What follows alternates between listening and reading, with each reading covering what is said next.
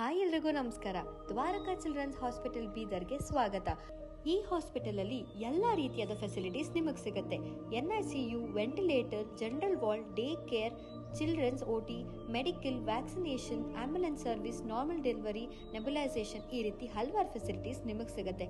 ಅಷ್ಟೇ ಅಲ್ಲದೆ ನಿಮಗೋಸ್ಕರ ಇನ್ಫ್ಯಾಕ್ಟ್ ಚೈಲ್ಡ್ ಸ್ಕ್ರೀನಿಂಗ್ ಕೂಡ ಇದೆ. Cough, fever, thyroid, diabetes, malaria, jaundice, typhoid, so ಈ ರೀತಿ ಹಲವಾರು ಪ್ರಾಬ್ಲಮ್ಸ್ಗೆ ಇಲ್ಲಿ ನಿಮಗೆ ಪರ್ಫೆಕ್ಟ್ ಸೊಲ್ಯೂಷನ್ ಸಿಗುತ್ತೆ.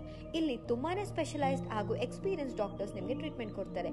ಒಳ್ಳೆ ಹೆಲ್ತ್ ಎಷ್ಟು ಇಂಪಾರ್ಟೆಂಟು, ಚಾಯ್ಸ್ ಆಫ್ ಹಾಸ್ಪಿಟಲ್ ಅಷ್ಟೇ ಇಂಪಾರ್ಟೆಂಟು. ಸೊ ಚೂಸ್ ಮಾಡಿ ದ್ವಾರಕಾ ಚಿಲ್ಡ್ರನ್ಸ್ ಹಾಸ್ಪಿಟಲ್ ಬೀದರ್.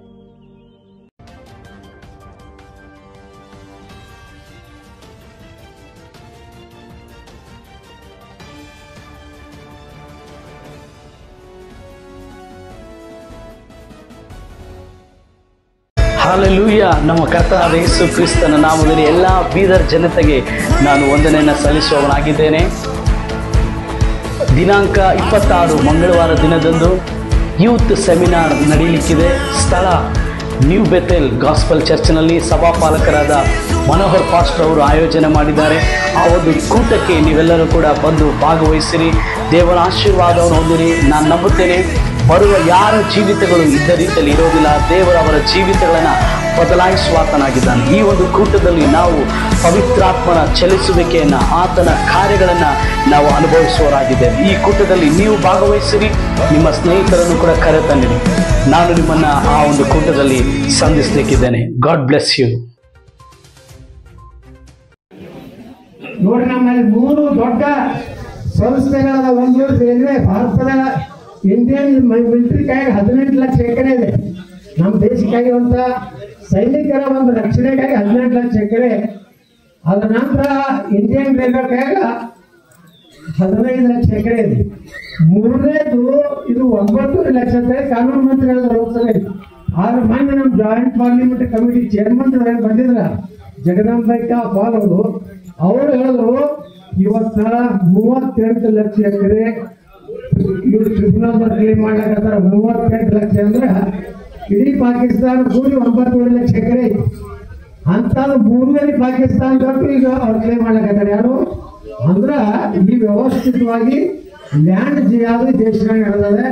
ಅದ್ರ ವಿರುದ್ಧ ನೀವೆಲ್ಲ ಮುಂದಿನ ದಿವಸಗಳಲ್ಲಿ ನಾವು ಪ್ರಧಾನಮಂತ್ರಿಗಳಿಗೆ, ಪಾರ್ಲಿಮೆಂಟ್ಗೆ ಶಕ್ತಿ ಕೊಡ್ಬೇಕಾದ್ರೆ ನೀವು ಎಲ್ಲರೂ ಜನಾಂದೋಲನ ಮಾಡಬೇಕನ್ನೋ ಉದ್ದೇಶದಿಂದ ಬಂದಿದ್ದೀವಿ.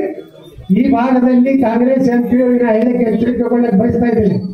ಒಂದು ವೇಳೆ ಈ ವಕಫ್ ಕಾನೂನಿನ ವಿರುದ್ಧ ಓಟ್ ಹಾಕಿದ್ರೆ, ವಕಫ್ ಕಾನೂನಿನ ತಿದ್ದುಪಡಿಯ ವಿರುದ್ಧ ಓಟ್ ಹಾಕಿದ್ರೆ ನೀವು ಒಂದು ಊರಾದರೂ ಒಬ್ಬ MP ಬಳಸಿಕೊಡ್ಬೇಡಿ.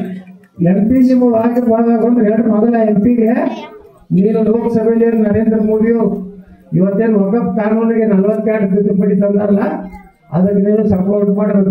ಪಾರ್ಟಿಗೆ ಇದೆಯಲ್ಲ ಓಟ್ ಹಾಕಿದವ್ರು ನಾವೆಲ್ಲ ಓಟ್ ಹಾಕಿದ್ವಿ MP.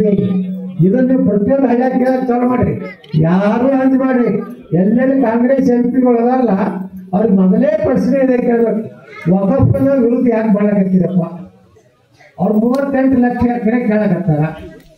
ನೀವು ನಿಮ್ಮ ಪಾರ್ಟಿದು ನಿಮ್ಗೆ ಯಾರನ್ನೋ ಖುಷಿ ಪಡಿಸ್ಲಾಕ, ರಾಹುಲ್ ಗಾಂಧಿ ಖುಷಿ ಪಡಿಸ್ಲಾಕ ಅಥವಾ ಯಾವುದೋ ಒಂದು ಸಮುದಾಯ ಖುಷಿ ಪಡಿಸ್ಲಾಕ ನಮ್ಮ ಜಮೀನ ಮೇಲೆ ಮಾಡಿದ್ರಲ್ಲ ಬಿಲ್ ಏನ್ ಬರ್ತದ ಅದಕ್ಕೆ ವಿರೋಧ ಮಾಡಿದ್ರಂದ್ರೆ ಮುಂದೆ ನಿಮ್ಗೆ ಲೋಕಸಭೆ ಯಾವ ಹಳ್ಳಿಯಾದ್ರೂ ಬಳಸ್ಕೊಡುದಿಲ್ಲ ಅಂತ ನೀವು ಎಚ್ಚರಿಕೆ ಕೊಟ್ರಂದ್ರೆ ಇದೇ ಅಧಿವೇಶನದಲ್ಲಿ ಈ ಬಿಲ್ ಪಾಸ್ ಆಗ್ತದ. ಯಾರ್ಯಾರು ಉದ್ದಾರಿಗಳದ ಮಠ, ಮಂದಿರ, ಗುಡಿ, ಗುಡ್ಡಾರ, ಸರ್ಕಾರಿ ಜಾಗ ಎಲ್ಲೆಲ್ಲಿ ವಕಫ್ ಮಾಡ್ಯಾರ ಅದನ್ನ ಸಂಪೂರ್ಣ ತೆಗೆಯುವಂತ ಕೆಲಸ ನಾವೆಲ್ಲ ಟೀಮ್ಗಳು ಮಾಡ್ತೀವಿ ಅಂತ ಹೇಳಿ